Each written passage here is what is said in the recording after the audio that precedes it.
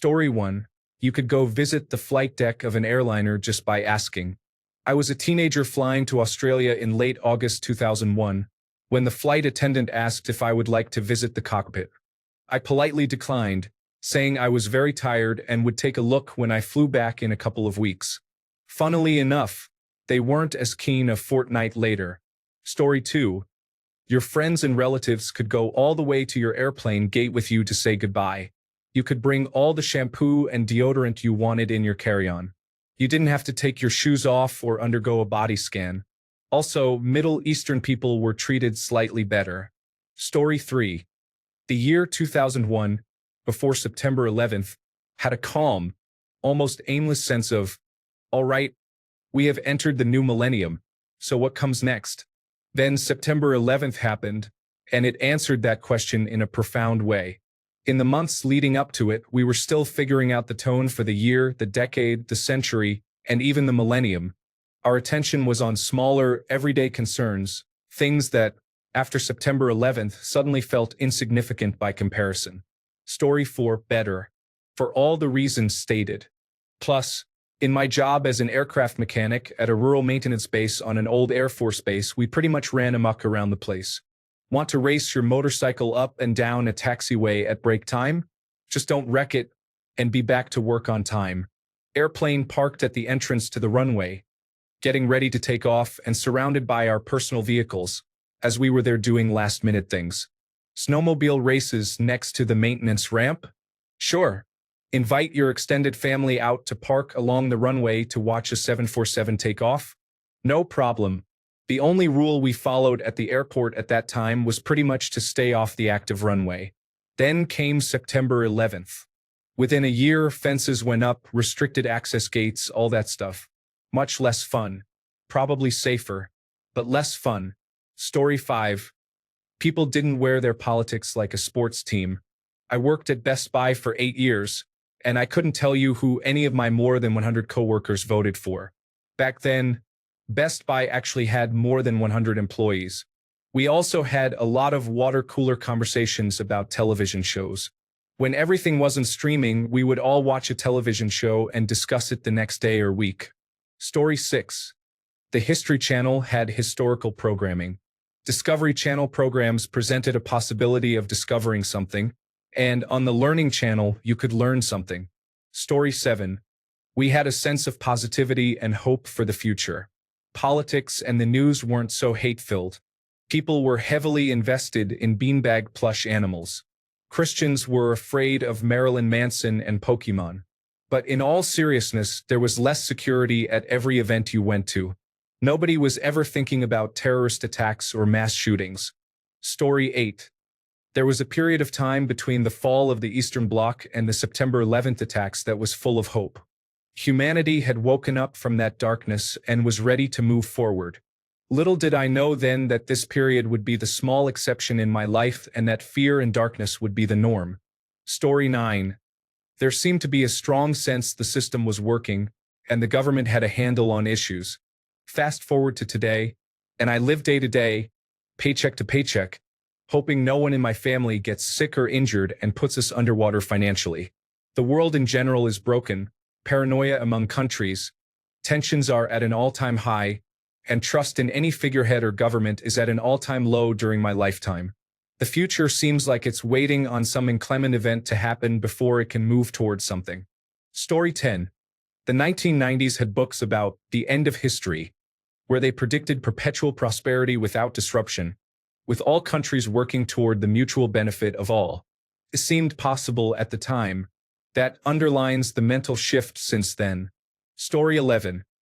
Go to YouTube and watch the morning news for the day, and you'll see it instantly. Such a different tone to the country. Then suddenly, many of us lost a family member and off we went into 20 years of a bizarre war, the Patriot Act, and erosion of our privacy by the government. Story 12. Remember the movie Sleepless in Seattle? Remember the scene where Tom Hanks and his son show up at the gate to say goodbye to his sister and see Meg Ryan for the first time? We used to be able to do that. We didn't have to go through this ridiculous charade every time we take a plane somewhere either. Story 13. Immediately before September 11th, U.S. Representative Gary Condit was feeling the heat in the news cycle.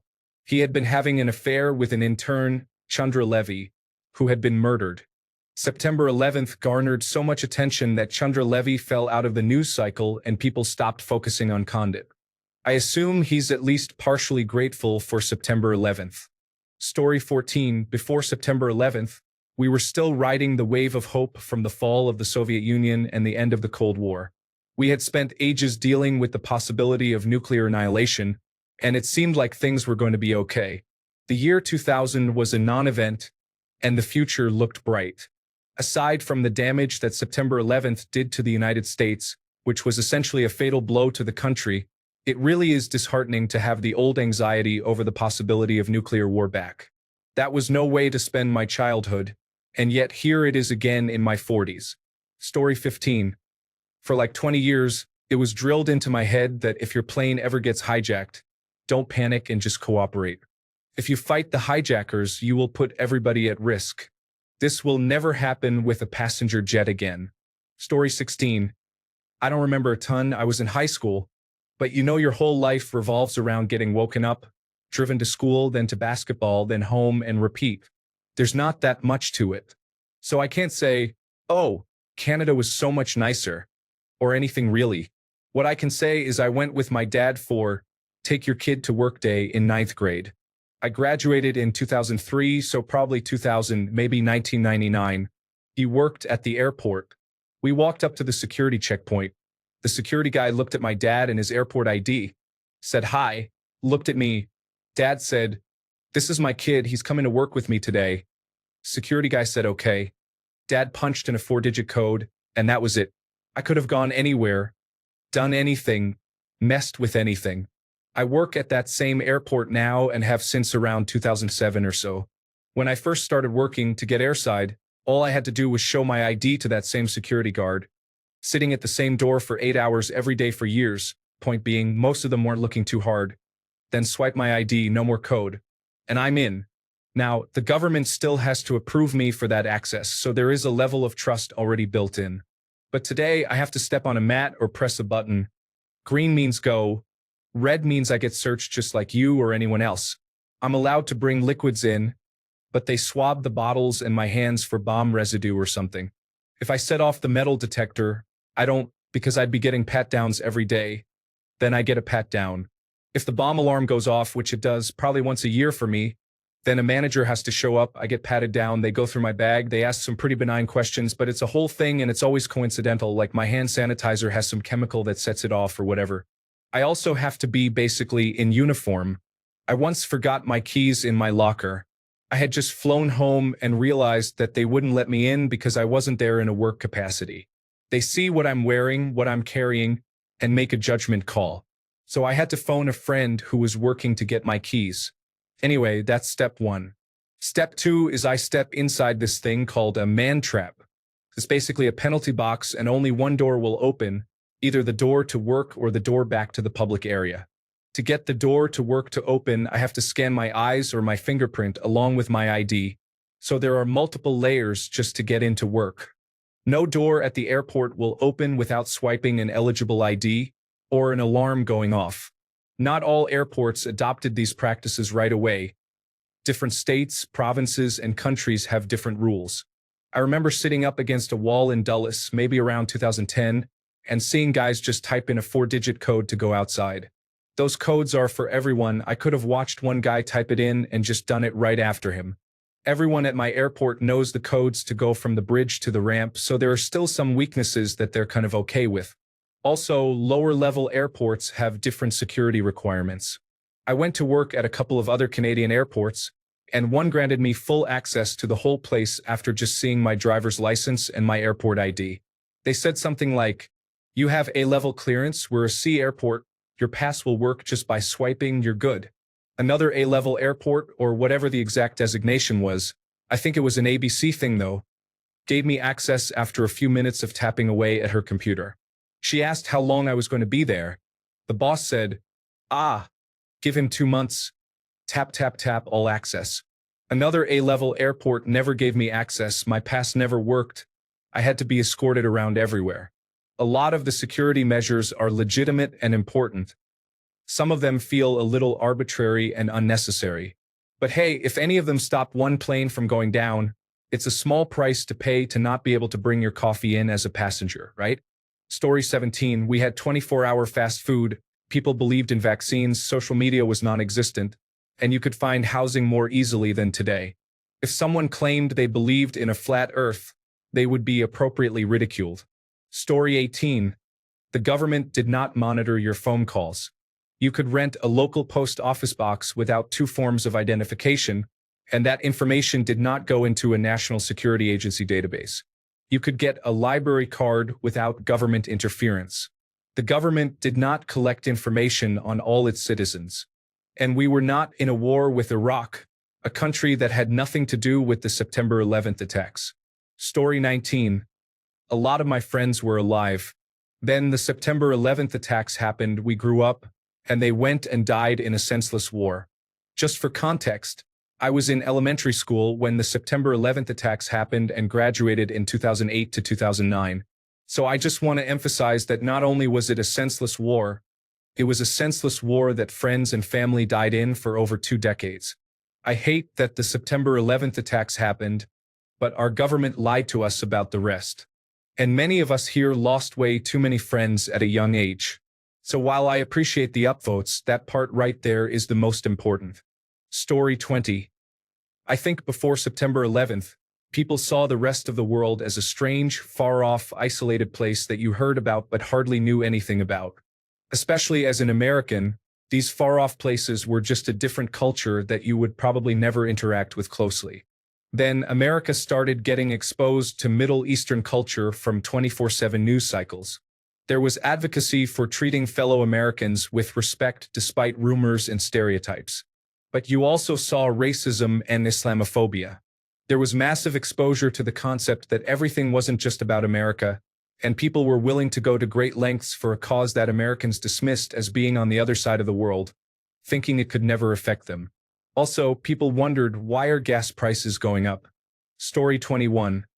English here, so we had just experienced the hedonistic 1990s, Britpop, and the big party, the death of Lady Diana, and a new government. I graduated from university in 1999 and started working as an IT consultant. Life was good. The millennium bug and the new year. We partied in Paris. Then the planes were hijacked. I think that made everyone doubt their neighbor. Immigration became something to fear, with people discarding papers in the English Channel just for asylum and a better life. People were less trusting yet fearful of offending. Heads could literally be cut off, see the teacher in France, and people could end up shot at their desks, see Charlie Hebdo, again France. Children could end up going to a pop concert and being blown up by a bomb, Ariana Grande, Manchester. Yes, for someone that grew up with the bombs of the Irish Republican Army, this is very, very, very different. And in no way good. Story 22. I was born in 1986. It was not just the September 11th attacks, but also George W. Bush winning the 2000 election. Before these two events, it felt like humanity was on a continuous path of progress and improvement. My generation would experience the same meteoric rise in the standard of living that our grandparents and parents saw in theirs. It did not feel like optimism to think this way. It just felt inevitable. Afterward, it has been all steps backward. The presidencies of Barack Obama and Joe Biden only managed to temporarily hold back the tidal wave of regression. Life is getting worse for my generation, not better, and it will only continue to get worse for those that come after. Story 23. Trousers were larger, trucks were smaller. It was a time when one could acknowledge that Linkin Park did not make good music, without dozens of former edgy teenagers digitally harassing you over something that doesn't even matter. Also, gas was like $1.30 per gallon. Story 24. Extremely hopeful. The Cold War was over, and the world didn't end. Music got more interesting with grunge, alternative, and rap. Movies got better year after year. The internet was new and exciting. It was great. Story 25. For Americans like this, America at the beginning of the 21st century is rich beyond all reckoning. The communist superpower with which it grappled for half a century lies shattered at America's feet, begging for American aid, technology, and investment. The United States leads the world in learning and the arts, in science and technology, in business and finance. Its shops are piled high with fresh plums in December and 100 varieties of ice cream in August. At the flick of a switch, Americans can listen to the Brandenburg concertos played more finely than they ever were for the Elector of Brandenburg himself. With a flash of plastic, they can board a jet to Bali or Buenos Aires. With a tap of a key, they can order any book in print delivered to their doorstep the next morning. And unlike any previous great power, unlike Victorian Britain, unlike the caliphs of Baghdad, unlike Imperial Rome, Americans can see nobody and nothing on the horizon who would dare to take, who could even imagine taking, all this away from them. David from How We Got Here 2000.